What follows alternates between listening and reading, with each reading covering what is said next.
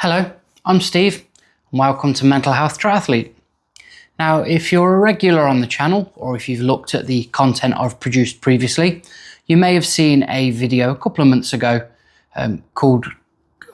titled Getting Over a Bad Result or something like that. Very quick synopsis. Essentially in the video I talk about doing a triathlon in a village near to me, Southam, and unfortunately my bike here, I snapped the chain about 5 minutes into the bike leg and I ruined my race, my day. Since then, I've done 2 triathlons. So I've done my hometown triathlon in Coventry and I did it really well. Everything was good.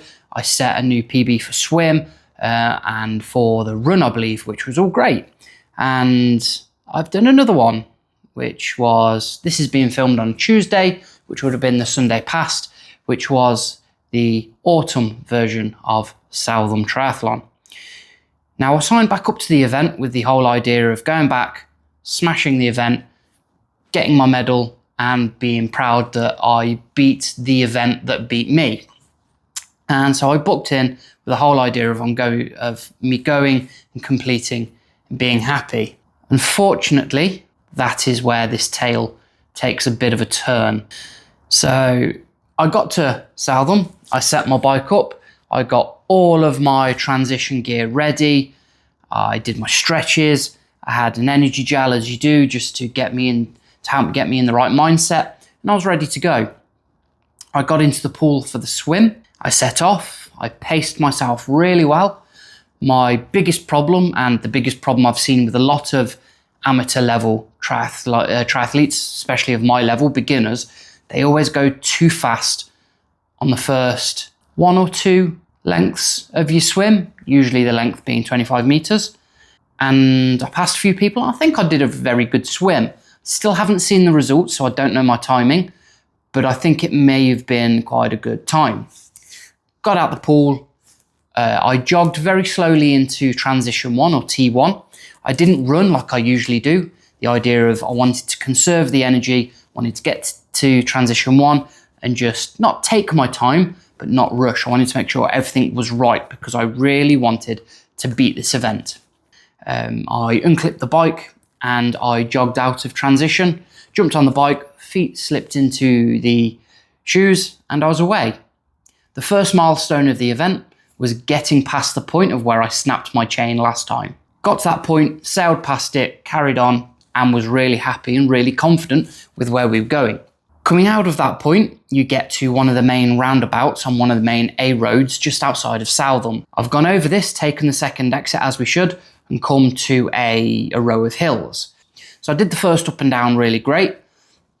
On the first down, I got into aero tuck on my newly fitted bars. There will be a video on that soon. I got to the next roller, so the next up and down hill. And as I was climbing the hill, I reached over to grab my bottle. And as I've pulled the bottle out from the frame, I don't know if I've slipped or if I've hit my arm pedaling, but the bottle has slipped out of my fingers. So it's hit the ground and rolled back because we're on a hill, so it started rolling back.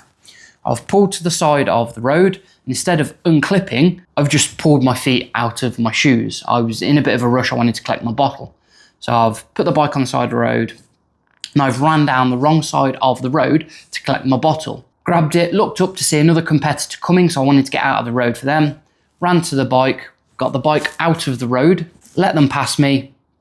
I got back on the bike, slipped my right foot into my shoe, and I've pushed off to get going.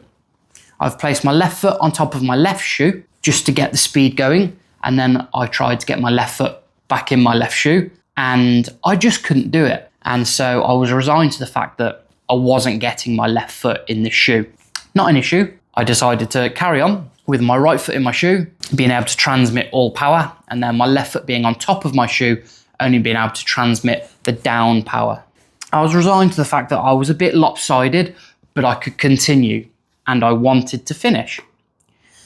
We got to the end of the first third of the bike section. I took a left turn and headed on into a village of Leamington Hastings. I was following another competitor Not close enough to be able to draft, not allowed to draft. As we were coming out of the village and we started going uphill, got to the top of the hill, it plateaued out slightly, and that's when the bomb went off. I say the bomb went off, it sounded like I'd ran over a glass bottle or a glass bottle exploded from under me. The bike fishtailed a bit, and because my left foot was out of my shoe, I was able to put it down barefoot and help bring the bike to a stop. I was a bit confused as to what had happened, and as I was checking my bike over, I noticed that my tyre was flat. Now this was pumped up to about 80 psi. It's usually what I run. People would probably say you need to go harder or softer, whatever. It's not the point of the video. So as I was looking over my wheel, I couldn't quite figure out why it had blown, how it had blown, or if it had blown, but I found a hole in the side of the tyre wall. I'm not sure what exactly happened, but when I built and set up the bike, the wheel was running perfectly true. It was straight. Once the tyre had blown out and I was giving it a check over, the wheel had a very slight buckle in it for some reason. The spokes are all tight. I've checked them over, they're all good, but for some reason it's created a very slight buckle which is rubbed on the inside of the frame here, which over 7k has eaten through the side of the tyre. But not just the side of the tyre, the side of the inner tube as well. I was left stranded at the side of the road in the middle of a triathlon. At this point, a lot of people would resign to the fact that they're probably not going to finish the event, but not me. Well, usually I would have. I'd have probably somehow walked it back to the event, packed up and gone home. But there was something different about me that day. I can't put my finger on it, probably because the event had bit me previously and I was adamant I was finishing this one. So I was stood at the side of the road, barefoot, because if you've ever tried to walk in cycling cleats, you'll know that you have to walk on your heel because the cleats sit under your toes and you can't walk properly. So I took the cleats off, I've hung them from my bars because I can't walk in them. A couple of competitors have come by, asked if I'm okay, and said they'll report my mechanical issue to a marshal and hopefully someone will come and pick me up. Now, where I was, just outside of this village of Leamington Hastings, to where the next marshal point was, I didn't know where it was, but it actually turned out to be 3.6 kilometers away. Now, because I was desperate to finish this event, I, some may say stupidly, decided to jog and walk those 3.6 kilometers barefoot. Yeah, that was not a good idea, and I'm paying for it now, trust me. But when I got to the marshal, he informed me that I was the last competitor on course because everyone had passed me, and that they'd sent someone to come and collect me, and that they'd put my bike in the car, take me back to the event, and I was done. So yeah, that was my day. I was gutted, I'll be completely honest. I was the only person out on track, there was no one around me, and I could have cried. This is the second time I've attempted this event, and it's the second time it's bit me in the ass, and I could have cried.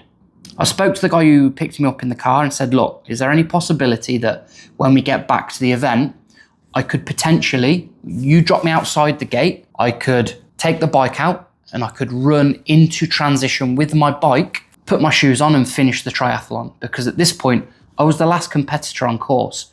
I'm not gaining anything by being transported, and usually if there's outside interference, you will be DQ'd. He said he would have a chat and see what he could do. So that was the new goal. While he was driving me back to the event, it was like, I'm getting there and I'm finishing this event. In the process of being driven back, we did pass 2 competitors. So technically, I was third to last to enter transition. So he dropped me outside the gate. I grabbed my bike and I've ran into transition. I've put the bike in the rack and I had my wife standing in front of me in the spectator area trying to talk to me, asking how I was. And there's me completely zoned out, absolutely adamant on putting my shoes on, my running trainers, to finish the 5K. What she didn't know at this point, and what I already knew, is that my feet were swollen and blistered and cut from the walk. There was stinging nettles, there was thorns, there was stones, there's a bit of broken glass. All that I'd walked through to get to the next marshal point. And in doing that, I'd caused myself a hell of a lot of damage to my feet that I am paying for now.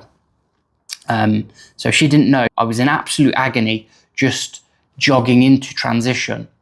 The blister on my right foot especially is about that big and was about that thick. So it's a big old blister. So yeah, I got into transition, I put my shoes on, tied them up, and I ran out. Now, as soon as I started jogging, I could feel how much pain I was in through my feet, and I could feel the blister on my right foot squidging. Any other day, any other event, any other Steve, and I would have just called it quits and walked away. But I don't know what it was, but I was absolutely adamant I was finishing. And part of the reason I started this channel is mental health, and that I do triathlons to help with my mental health. The mindset I had on this day was very much a case of I'm not being beaten, which is the mindset you need to have to overcome mental health issues. And I was absolutely certain that this event was not beating me, and neither was my mindset. So I was doing everything I could to finish. So the run course, it's a 1 kilometer course and you do 5 laps. I started lap 1 and there was loads of competitors on course, as you'd expect. There's probably 100 odd people all doing the same 5K course. So as you can imagine, there's a lot of people. There's not much jostling for position. People are quite respectful. If they overtake, they'll overtake as far away as they can, so there's no banging of elbows or disrupting. I did my first lap, ran it all, no issues whatsoever. Got back to the start-finish line, started my second lap, and you could hear and see all the families shouting and cheering. And I could hear my wife shouting and cheering. Now, usually it puts me off. I don't like hearing people cheer for me because it affects my concentration. But for some reason that day, it just made me focus even more. As I was coming around to finish my second lap, my wife's uncle, who also does triathlons, is partly the reason why I do them. He's a bad influence. He ran beside me to finish his race and was just asking what happened. I informed him and he was like, "Don't worry, I'll let everyone know."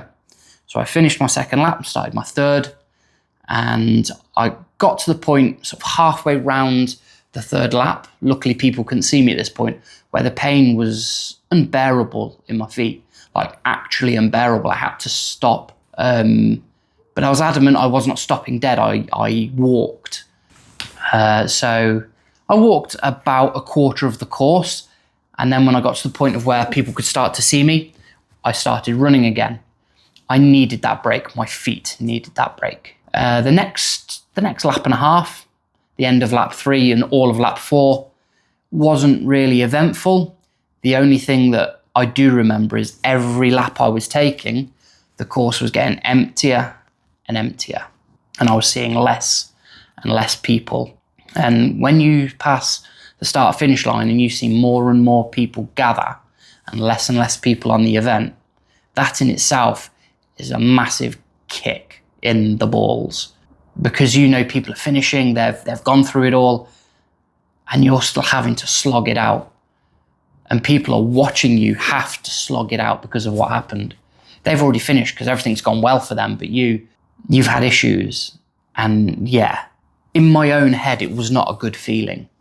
And so I carried on and I picked up my pace and I did lap 4 in a quicker pace than I did lap 1. And I started lap 5, the final lap.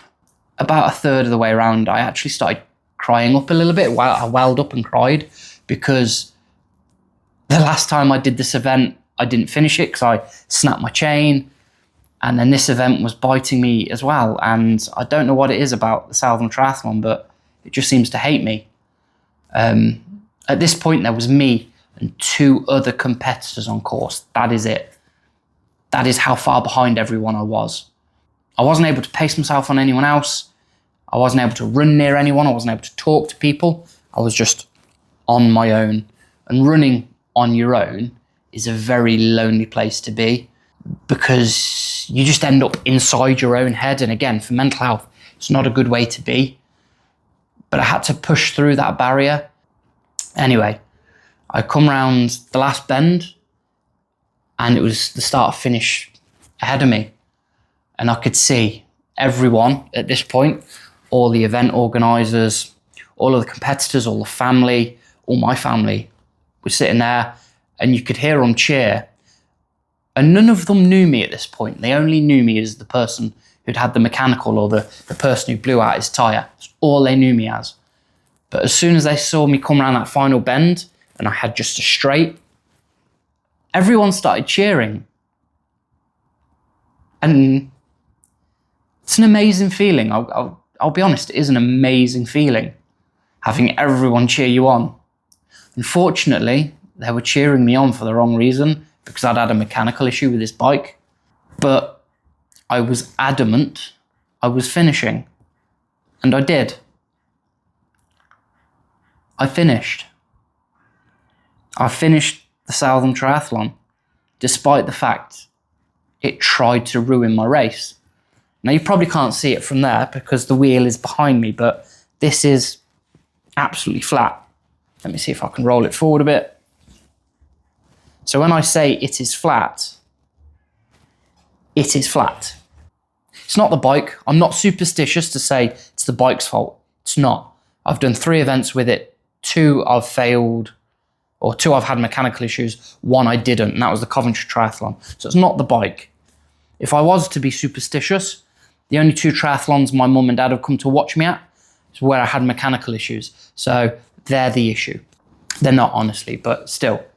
But yeah, it's a very bittersweet finish to what should have been a really good and probably my best triathlon to date. And at this point, I'm 2 days past the triathlon and I'm still in a lot of pain from my feet. Monday after the triathlon, I couldn't walk, I couldn't stand, I couldn't put weight on my feet. And the pressure, because of my blister, just in itself was painful. But don't worry about that, I lanced it, it's fine. That is Southam Autumn Triathlon. And that is the next video on Mental.Health.Triathlete. Bit of a bittersweet video. Problem now is, though, I need to get this fixed up and I need to get back on it and I need to complete the next triathlon. I haven't booked one yet, but when I do, there will probably be a video on it. There is going to be another video of this coming out of where I fit my aero bars, and I'll show you the old aero bars and the new ones, and I'll compare them and I'll talk about them. Anyway, thank you for watching this absolutely rambling video of me just talking about my very bad experience. And if you do like the channel and you want to see more of my triathlon blog, we're coming up to winter now, or autumn and winter, so triathlon events are going to start petering out. There's probably only a couple more local to me going, and then it's going to be into winter training. I do plan on doing more videos through winter and what I'm going to do for winter training, so hopefully those will be more relevant for people. All videos I do are from a beginner point of view, don't forget that. Although this is my 2nd year of doing triathlons, I am still very much a beginner. I'm not experienced in any way, shape or form, so don't expect experience level advice. You won't get that. I am a beginner and I will talk about everything I find. So yeah, thank you for watching. I wish you luck for your next triathlon or your next event or activity, whatever you choose to do. And I wish you a good day and good mental health.